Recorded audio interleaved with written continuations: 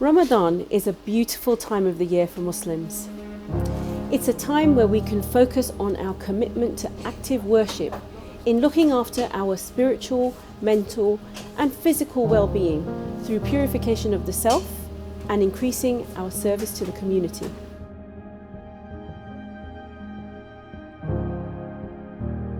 One of the ways that we can do this is to provide food for those who are facing hardships, hunger and in extreme cases, starvation. For 12 years, Action for Humanity have been providing food, water and shelter for families that are struggling from the fallout of conflict or natural disasters. In that time, millions of people have benefited from the support that our stakeholders and donors have given. I'm Dr. Shamila Islam Zulfikar, and I've had the honour of supporting and breaking bread with refugee and displaced families all over the world. Families like yours and mine. Families who were once stable and living in comfort, but are now having to navigate a life full of challenges and insecurities.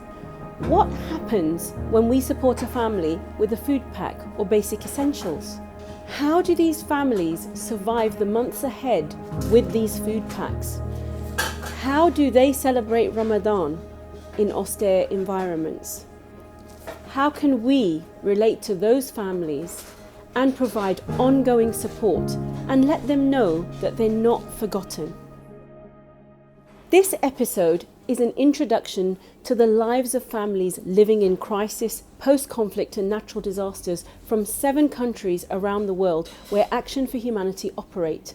We will take you on a journey to camps around the world and into the kitchens of refugees and displaced people this Ramadan to give you a unique insight into how survivors cope and manage to cook for their families using the basic supplies that they're given.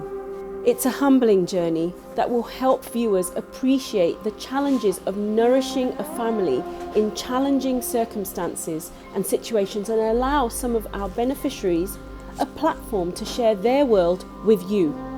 Who knows? Maybe you might learn a recipe or two and learn about new cultures through this exciting journey.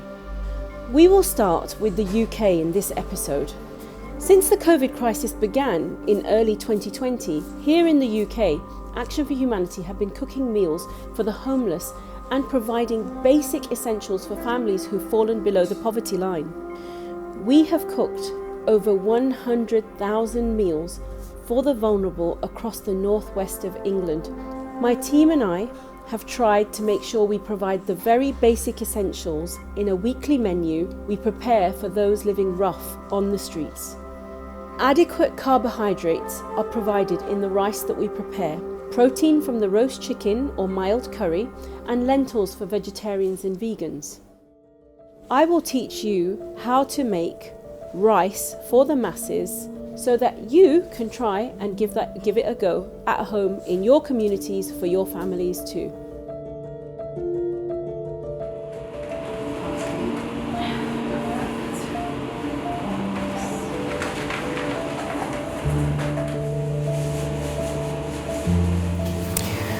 So guys, today we're learning how to marinate 15 kilos of roast chicken in under 1 minute. So here are your wet ingredients. You can use passata. This is your concentrate, marinade. It could be any brand.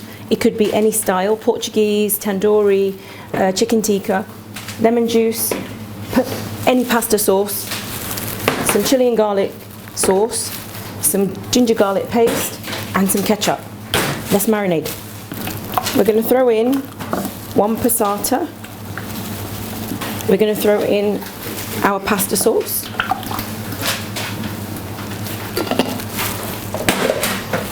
We're going to throw in our marinade. Let's make it Portuguese today.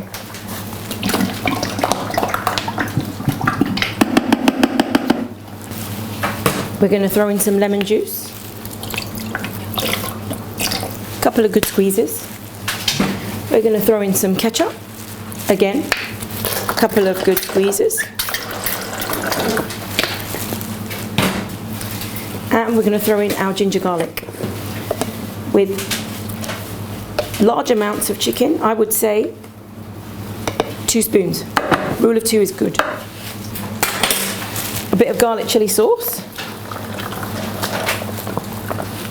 going to put in the whole sachet. Garlic's nice. And for your dry spices, I want you to remember 4 colours. Yellow, green, pink, black. Yellow for chicken stock, green for freeze-dried parsley, pink for Himalayan salt, and black pepper, coarse black pepper. Rule of 2, 2 teaspoons of everything. Throw it in. Give it a good mix. Last wet ingredient, oil. About 4 tablespoons. Don't do it like this at home.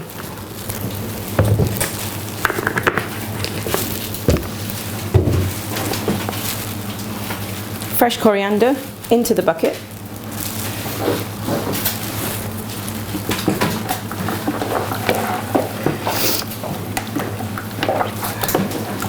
And then just throw it all together.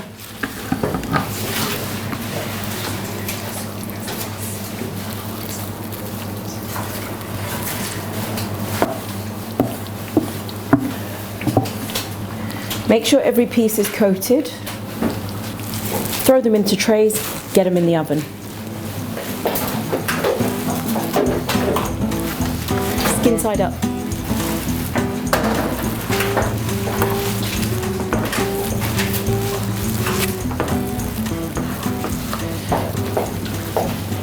Today we're cooking rice in this pot for 120 people. Don't get into a sweat, it's nice and easy. All you need to do is listen, watch and know the formulas. We're going to put in oil, enough to coat the bottom of the oil and maybe a millimetre up. Then we're going to put our 6 whole garam masala in. Cumin seeds, black cardamom, cinnamon bark, bay leaves, cloves and whole black pepper. So you want a pinch of everything in here. About 3-4 of them. Handful of cinnamon, 2-3 bay leaves, cloves, black pepper, and lots of cumin. So we're going to throw in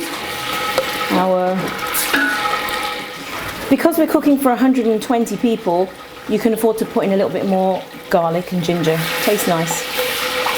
And you're going to cook this until the garlic and ginger is golden brown. So next, you can put anything. If you want to make vegetarian pulao, get some frozen veg, throw them in. If you want to make chickpea pulao, you can get chickpea tins, throw them in with the brine. Today we're making peas pulao, so we're going to have a huge tin of peas that's going to go straight into the pan. Next, throw in your potatoes with the brine. We're going to put in about 4 for 120 glasses of rice. And we're going to also throw in our 4 spices, and it goes straight in. We're going to use ready fried onions. You just need a handful of those going straight in, and they'll get rehydrated in the moisture.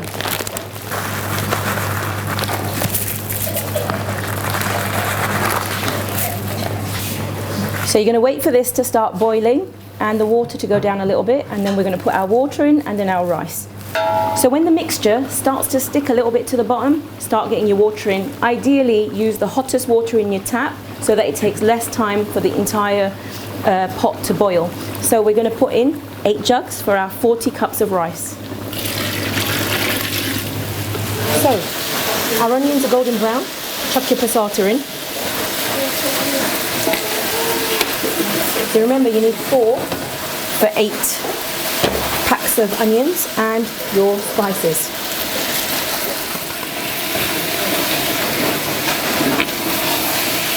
Rinse out your passata carton so that there's nothing left. Waste not, want not. My motto in the kitchen. Also, you need the moisture to help the onions go completely soft so we can grind it down and we have a lovely masala. So the formula I gave you for the salt was the number of teaspoons have to be half of the number of cups that you're putting in. So if you're putting in 40 cups of rice, we're putting in 20 teaspoons of salt, which we split again into half stock, vegetarian stock, or chicken stock if you're making, for non-veg meals. You can, at this stage, before the rice goes in, and before it's boiling, so you don't burn yourself, taste this. It's got to be very salty. Needs more salt. Once the masala starts cooking and the oil starts coming to the top, put in a little bit of water, replace the lid on top of the pan so that the onions steam and they're soft, and then they're ready to grind down. How to make tadka dal in minutes. So we use two types of dal. Don't ask me what they're called. It's the orange dal and the yellow dal. So this is for about 20 people for our vegetarian vegan service users. We will use 1 cup of yellow dal and 2 cups of orange dal. That's the ratio. You know the mugs that we use? You can use that. And if you're going to make more dal, just to multiply all the ingredients, scale it up. In this, we're going to put our powder spices. So pink Himalayan salt, vegetarian stock powder, your green parsley, black pepper, some garam masala, and some red chili powder. Go straight into the pan. We're also going to put some cumin seeds in, so about 2 teaspoons. Some garlic and ginger, about 2 teaspoons. With all your things in the pan, what we're going to do is we're going to put our hot water in it, and you're going to fill it till 3/4 of the pan. Okay, for the tadka, for the dal, also really easy. Enough oil to coat the bottom of the pan and a little bit more. Right, so 2 types of seed in the pan. So we're going to put cumin seeds in, 1 teaspoon of that, and 1 teaspoon of mustard seeds. 1 or 2 quartered bullet chilies, depending on how much heat you want. 2 large tablespoons of onku. It's a tomato and pepper Turkish paste. Tastes great in the dal. 1 teaspoon of garlic and ginger. Remember, we put some in the actual dal as well.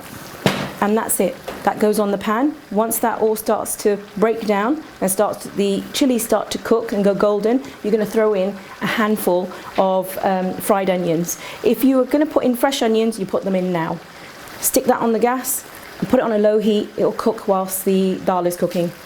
The rice is ready. You see all the water's disappeared and the oil's coming to the top. The first thing you do, your evasive maneuver, turn the heat down. And then we're going to put this in to steam, and we're going to forget all about it.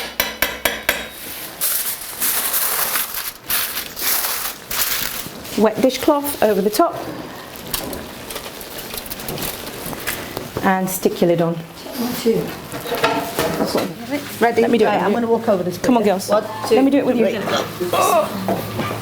So, your onions are soft, your oil's come to the top. Now we're going to grind down the onion-based masala with this massive garden tool. I mean, it's not really a garden tool.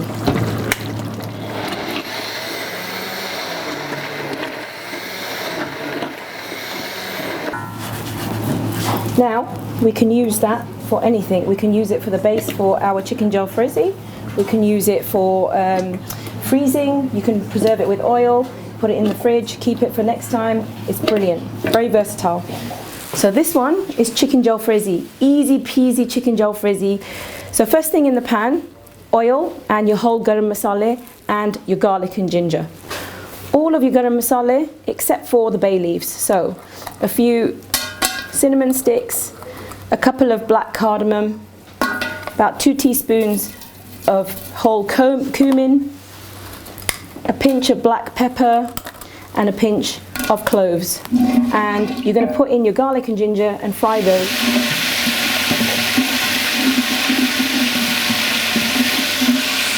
We're going to put in our onion-based masala that we cooked earlier.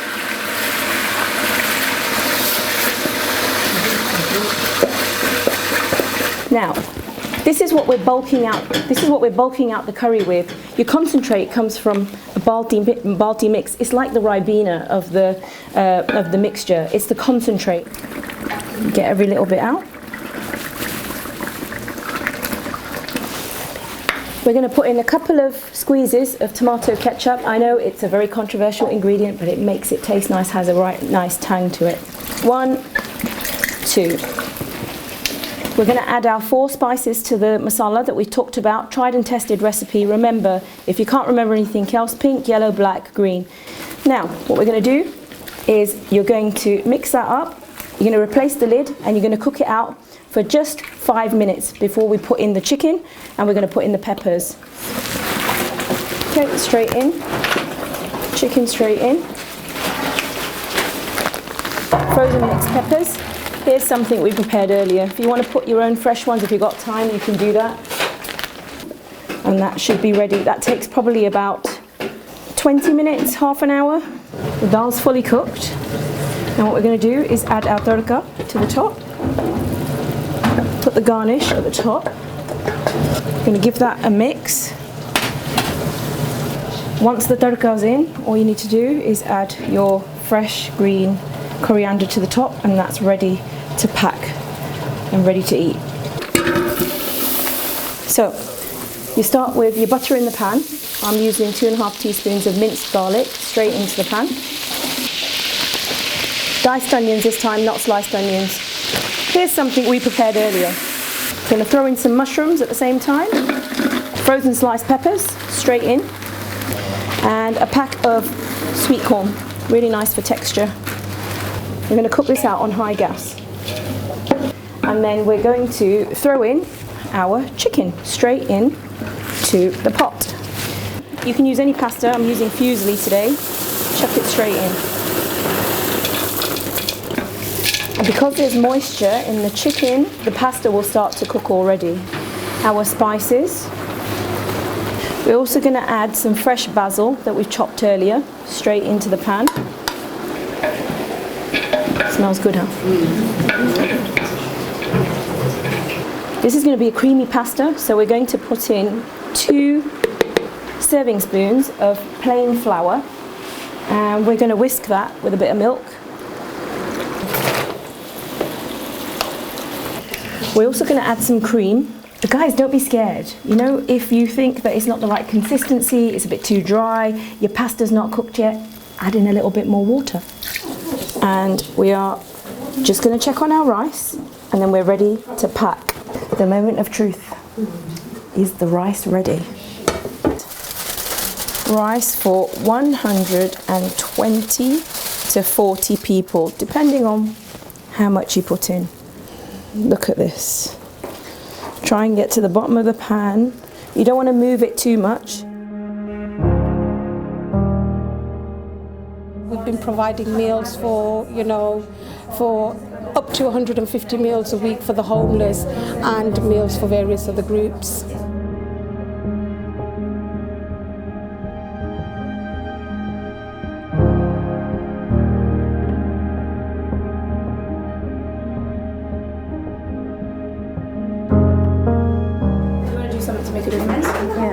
Yeah, I want to give something back that maybe we've been very blessed about and valued, so I want to give something back. Sometimes we've had the opportunity to go and deliver, and when we've pulled up outside certain places, there's a queue of people from the young to the old, and that just makes you feel like, it's raining, it's cold, it's freezing, and they're all stood there waiting for food, and it just makes you think, God, we're not taking this. Like there's a different level of poverty out there that we can't see sometimes being in the UK.